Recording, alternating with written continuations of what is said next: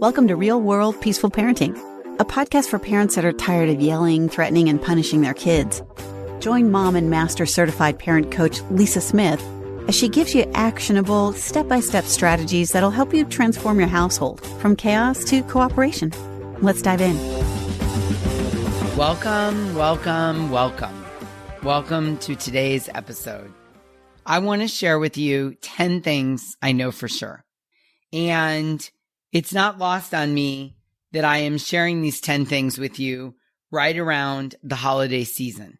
And if you are getting ready to celebrate something, anything from Christmas to the New Year and anything in between that you might be celebrating in your family, in your corner of the world, what I know is these 10 things are going to be helpful. They're going to be good reminders of how to show up as a peaceful parent, a real world peaceful parent, and they're going to be good reminders for what we're working towards. So let's dig in, right? We'll call this like the equivalent of the David Letterman top 10 list. Remember David Letterman? Oh, I loved his show in the evenings, and I really loved his top 10 list.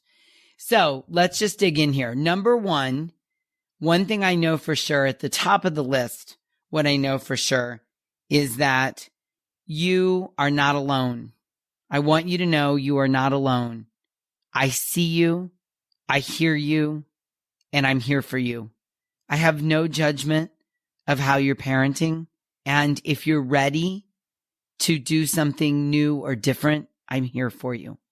It's really important to me, really important that you know you're not alone. You're not the only parent struggling with this.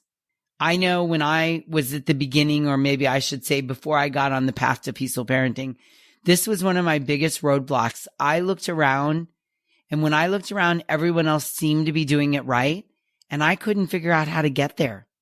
I felt so alone.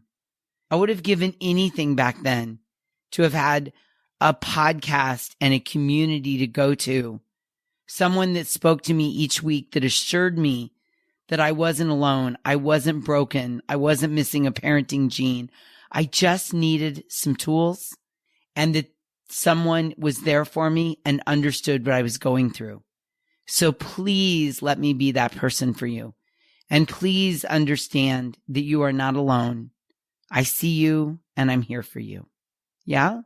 Awesome. All right. The number two thing I know for sure, there is no perfect parent. No one. There is no perfect parent. Not me, not Mr. Rogers, not Eckhart Tolle, not Brene Brown. There is no perfect parent. No one. We all lose it once in a while. It's part of the human experience. It's what you make it mean for you and your kids once you lose it. It's how you recover, how you repair and recover that creates the setback or the step forward. Just know that everyone loses their shiz once in a while, even Mr. Rogers. Yeah? All right. Number 3, progress, not perfection, is our mantra here at Real World Peaceful Parenting.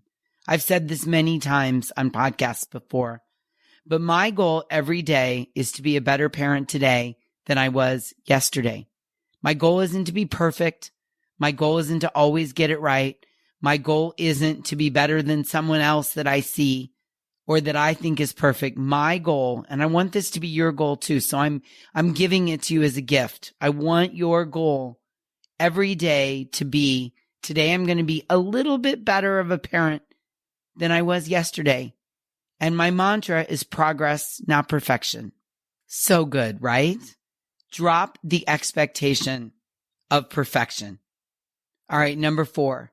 Number 4 is a big one. Your kids want to know that you love them no matter what.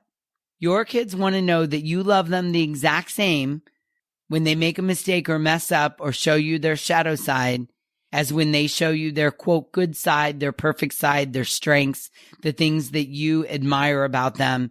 They want to know that you love them the exact same.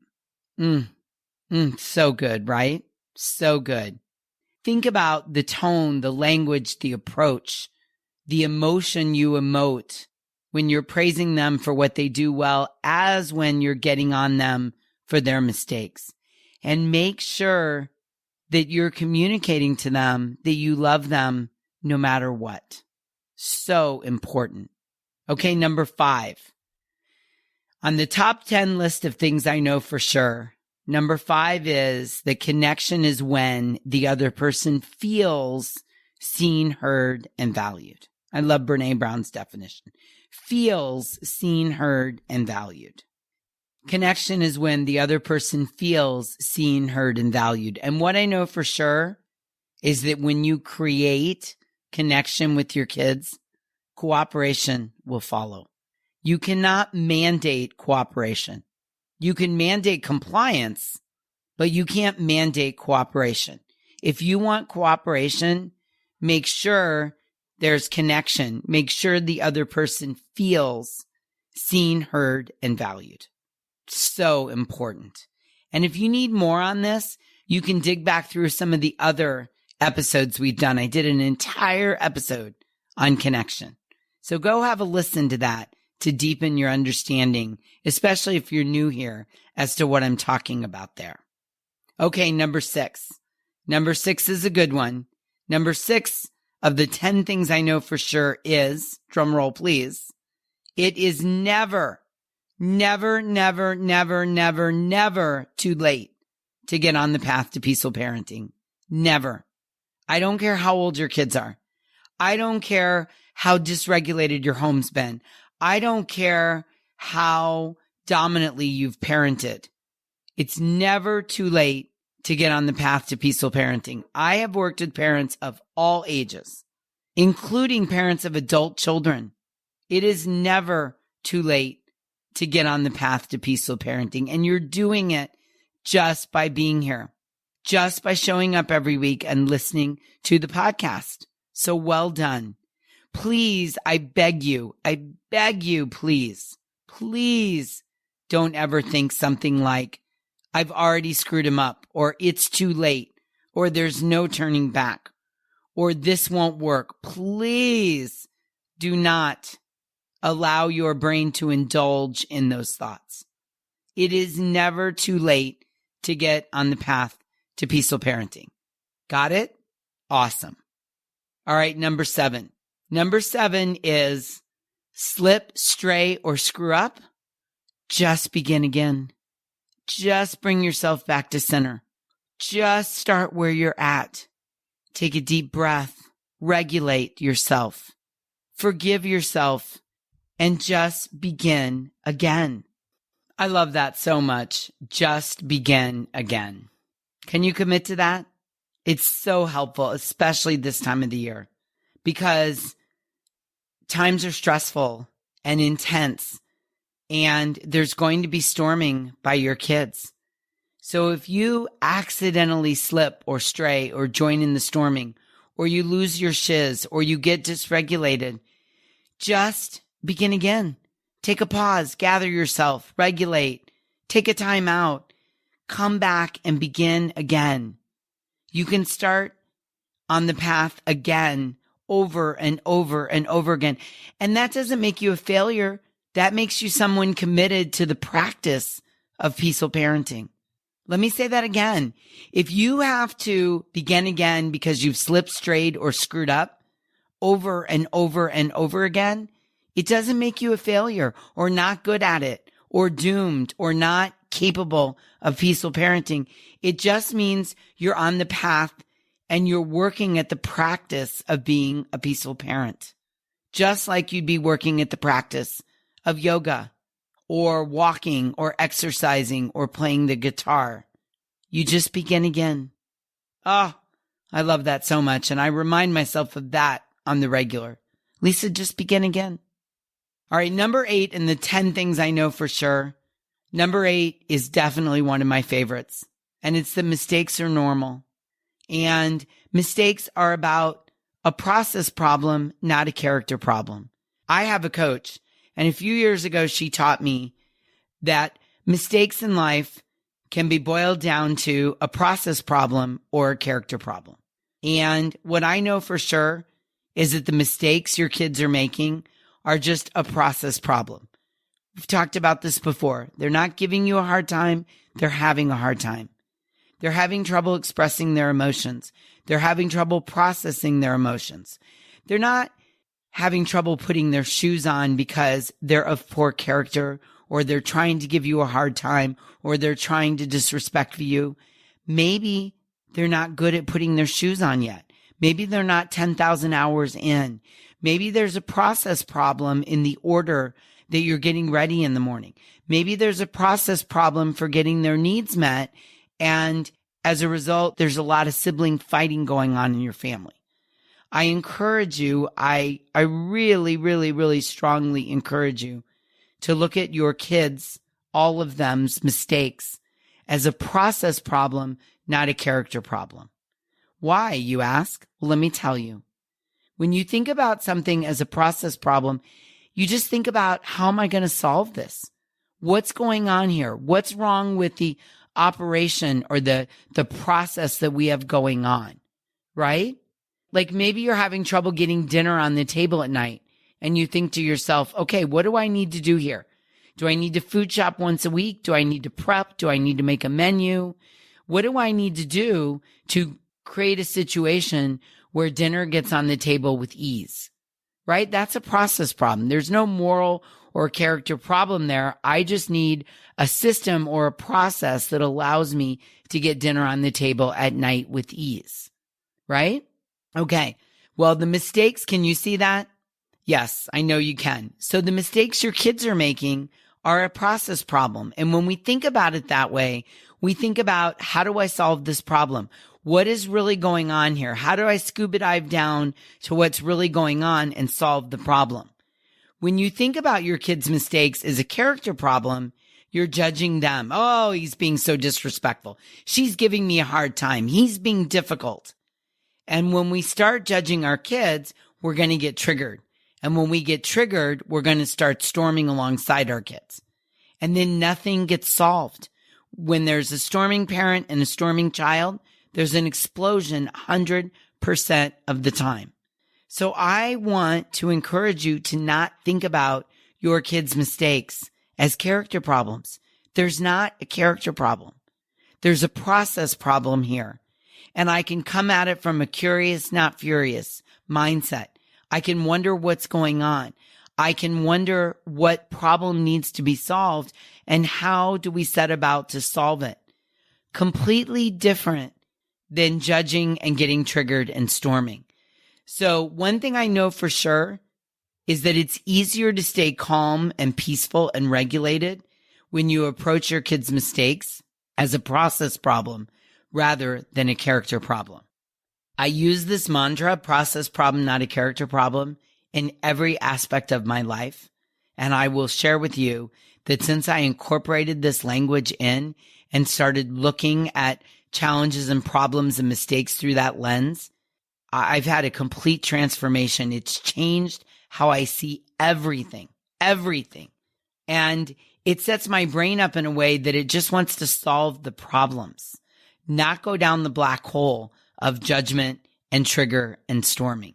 So again, my gift to you at the end of the year, my gift to you is to incorporate the mantra, process problem, not character problem. Oh, you're so welcome. You're so welcome. All right. The number 9 thing I know for sure is that conflict is growth trying to happen. Whoo, I know, girl, your socks just flew across the room. I know. Conflict is growth trying to happen. When someone shared this with me, I'll never forget where I was, what I was wearing, exactly what I was thinking when this person said, you know, Lisa, conflict is just growth trying to happen.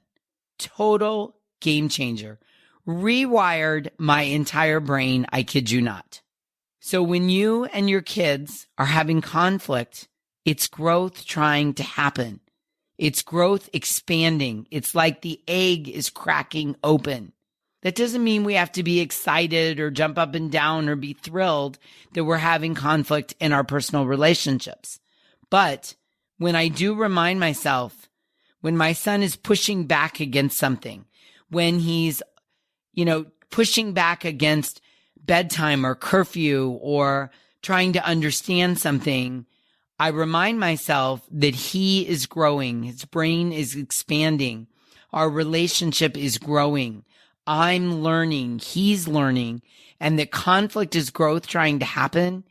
It softens me just enough to be empathetic and understanding, to listen deeply, to wonder what's really going on here. It sets me up to scuba dive down to the feelings and needs. It's such a beautiful way to think about conflict, that it's growth trying to happen. I use this in all relationships in my life, all relationships. I try my best to remind myself that conflict is growth trying to happen. Oh, I love it.